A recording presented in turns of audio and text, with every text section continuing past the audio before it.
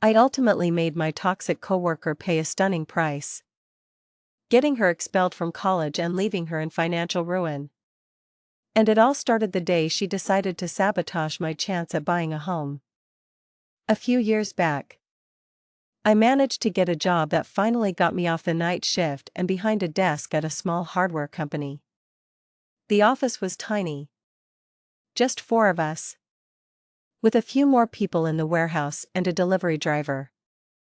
The owner, a decent guy we'll call Martin, had taken over the family business in the early 2000s. Like a lot of small business owners, Martin was frugal. The job came with 0 perks, 10 vacation days that were also your sick days, no insurance, and Martin hated paying overtime.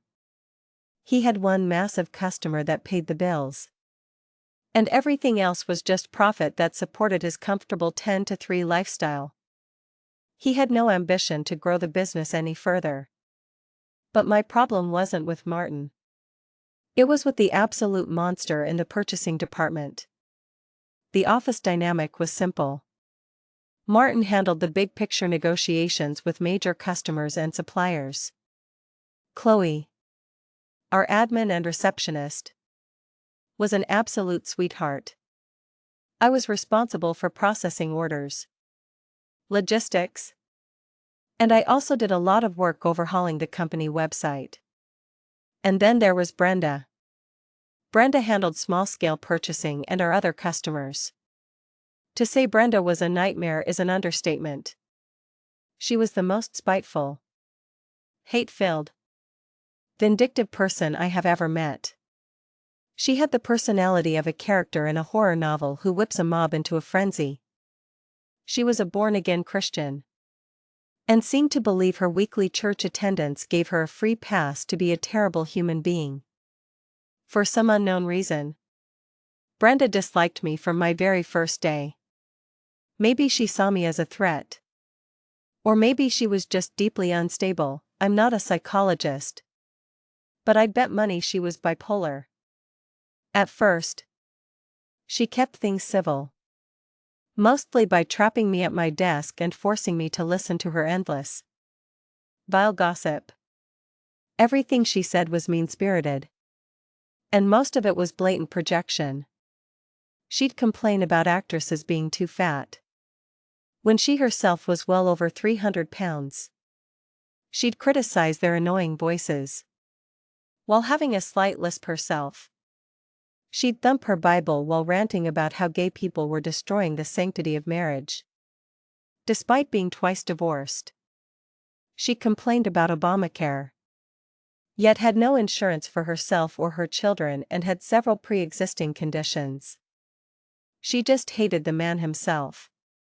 She would proudly recount stories of her son yelling at a Polish woman in a grocery store to speak American or get out, as if it were a parenting triumph. She was simply the worst person I've ever had the displeasure of working with. I tried my best to just ignore her and do my job, but her petty hatred soon became impossible to ignore. She took everything personally. If I forgot to say good morning, she'd complain to Martin that I was being rude. Martin knew she had a screw loose, so he usually just dismissed her complaints, which only made her angrier. She started trying to frame me for missing orders she claimed she'd given me a week prior.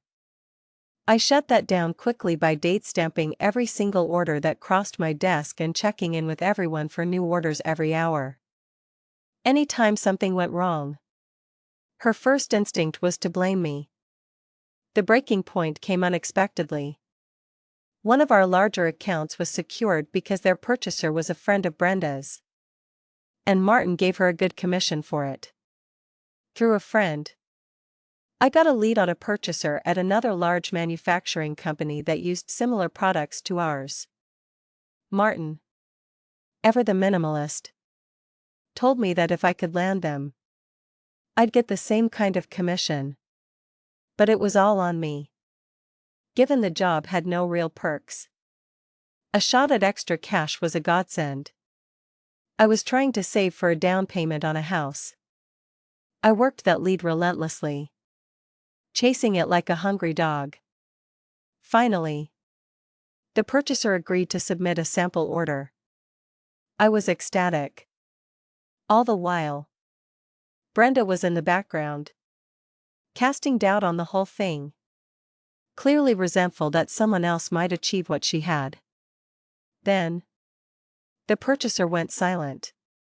A month later, I finally got him on the phone and asked about the order. He told me he'd called weeks ago. But the woman who answered the phone told him our company didn't have the capacity to supply what they needed. I asked him what day he called. It was during a week when our sweet receptionist, Chloe, was on vacation, and Brenda was covering the front desk. I'm sure some of you are wondering why I didn't just go to my boss, Martin. The truth is, Martin knew she had a screw loose. As one person who later heard my story pointed out, Martin didn't seem to care that Brenda was actively sabotaging his business. He was so content with his one major client that he had zero interest in growing the business further. Complaining about a lost potential customer wouldn't have done anything but paint a bigger target on my back. This was different. Act like human garbage. Fine. Try to make me look bad. Whatever. I'll rise above it. But sabotage my chance for a substantial raise that would have helped me buy a house? Now you've awoken the dragon.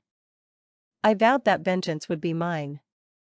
Brenda had been taking online classes at a local community college. Her grand ambition, and I wish I were making this up, was to become a therapist.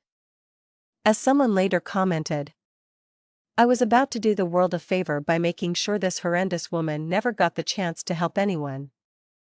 Brenda was about as smart as she was pleasant. Which is to say, not at all. One day, she asked me if I could take an online quiz for her. Still furious, I was about to refuse. But then she said something I had never heard from her before: please. When she uttered that single word, please, Brenda had no idea she wasn't just asking for help with a quiz. She was handing me the keys to her own destruction, gift-wrapped on a silver platter. It's an earth science quiz, she explained. And I can't lie. The irony was staggering. She lied to my potential customer without a second thought, and was now asking me to cheat for her. What she meant was that she, a creationist who believed the Earth was 6,000 years old, couldn't bring herself to answer questions about things like the Cretaceous period to pass a science class. My plan was formed in an instant. I could just fail the test for her. But that was just inconvenient. I opted to be a real son of a bitch. I told her I'd take the test, and any others, for $20 a pop. Over the semester, I aced her Earth Science 101, Spanish 101, and even her Intro to Psychology quizzes and tests. A therapist who couldn't even pass an intro psych class, God help us all. I ended up making $200. Then came the request I was waiting for. Hey, she said, I need to write a research paper. Do you know how to do that?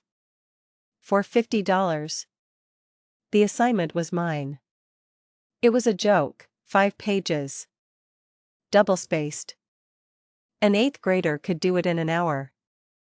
Around this time, I received a job offer from a much larger company and was planning to give my 2 weeks' notice as soon as Martin returned from vacation. I had my revenge and my exit strategy. I went to Google, typed in research paper 4, class name, and clicked the very first result. I didn't change a single word. Just the name and the date. The week before I left, I handed Brenda her paper. And this revealed Brenda's greatest fatal flaw, a toxic combination of arrogance and profound laziness. She was so convinced of her own superiority that she didn't even proofread it. She just turned it in. I heard what happened next from Chloe after I had left. The professor immediately flagged the paper as plagiarized and involved the dean. During the hearing, Brenda, in an act of spectacular stupidity, tried to use the truth as her defense. "I didn't plagiarize that paper," she declared. "The guy I had been paying to do all my coursework did it." She was expelled for academic dishonesty and plagiarism. Not just that. She was barred from any of the college's satellite schools or affiliate programs, which covered all the community colleges in the area. Her dream of becoming a therapist was obliterated. She was refused a tuition refund, leaving her financially ruined with a semester of student loan debt and no savings. On my last day, I made sure to stop by her office. "Thank you, Brenda," I said with a smile. "Thank you for everything I learned from you while working here. I hope you learned something from me as well." Ultimately, Brenda's story is a stark reminder that the spite and malice you put out into the world often finds its way back to you, sometimes with devastating consequences. So, what do you think? Was my revenge justified? Or did I go too far? Let me know in the comments below.